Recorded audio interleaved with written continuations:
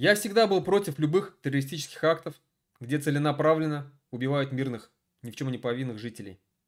Особенно жалко детей. Давайте все вместе просто оглянемся на 15 лет назад и посмотрим, какая тогда была Россия и каким был Башкортостан.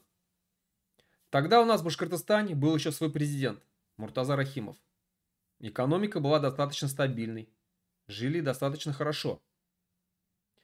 Тогда было можно организовывать свободно акции протеста, митинги, пикеты, шествия. Тогда страной управлял третий по счету президент России Дмитрий Медведев. И казалось, что сменяемость власти будет всегда.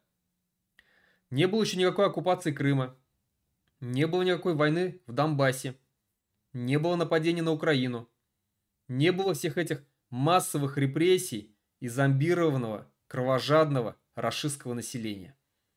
Более-менее жили нормально.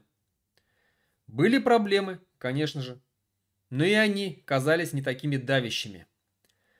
Россияне зарабатывали, копили, тратили деньги, ездили по всему миру, везде их принимали достаточно хорошо. Не было такого чувства страха, как сейчас. Говорили открыто, что хотели и что думали. В стране было множество зарубежных компаний, которые были рады этому огромному рынку сбыта. Мы все это помним. Все это было на наших глазах совсем недавно. Посмотрите, что сейчас произошло с Россией. Итак, идет третий год войны с самой близкой для русских страной Украиной. Начал ее Владимир Путин, который изменил под себя конституцию страны и правит ею бессменно. В стране запрещена любая свобода слова. Не осталось никакой реальной оппозиции. Идут массовые репрессии. Сажают за любые слова и действия, которые идут вразрез с властью. Из страны ушли практически все иностранные компании. На Россию наложены самые большие санкции в мире. Растут цены, бешеная инфляция. Блокируются сайты и запрещаются мировые социальные сети. Из страны уехало несколько миллионов граждан, в том числе много умных, известных и именитых людей. Россияне за рубежом стали изгоями. Страну признали спонсором терроризма, а на Путина выписали ордер на арест в Гааге. За амбиции одного человека погибло и погибает несколько сот тысяч здоровых мужчин. Несколько сот тысяч детей стали сиротами. Идут бомбежки российских городов. Взрываются заводы и предприятия. Взрываются железнодорожные пути и мосты.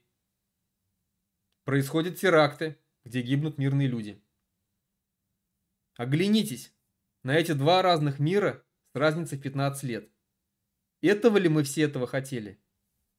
Уверен, что нет.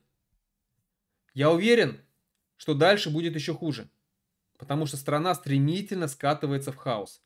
Потому что страной управляет сумасшедший фанатик-чекист. Единственное, чего я хочу, чтобы это недогосударство под названием Россия прекратило свое существование и никогда больше не восстанавливалось в любом ее виде. А также я хочу, чтобы мой Башкортостан обрел свободу и независимость и навсегда порвал с русским миром.